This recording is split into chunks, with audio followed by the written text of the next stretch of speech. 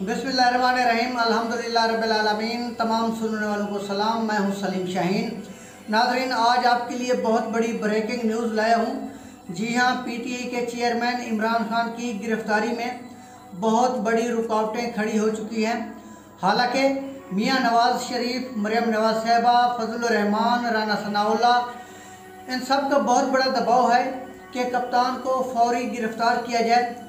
लेकिन हुकूमत में मौजूद इक़्तिदार के मज़े लूटने वाली जमात, जिसके पास बहुत ज़्यादा वजारतें भी हैं, ने वाज़ेह पैगाम दिया है कि चेयरमैन पीटीआई को अभी गिरफ्तार न किया जाए, बल्कि इसकी गिरफ्तारी का वक़्त तब्दील किया जाए, यानी निगरान सेटअप के दौर में कप्तान को गिरफ्तार किया जाए ताकि हम किसी किस्म के इल्ज़ाम से बच जाएं।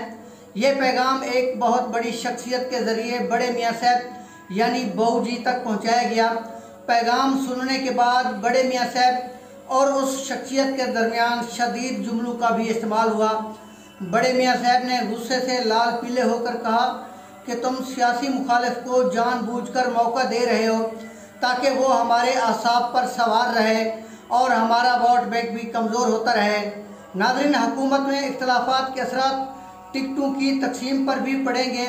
जी हाँ, छोटे मियाँ साहब की लाबी को कम टिकटें, जबकि बड़े मियाँ साहब की लाबी को ज़्यादा टिकटें मिलेंगी।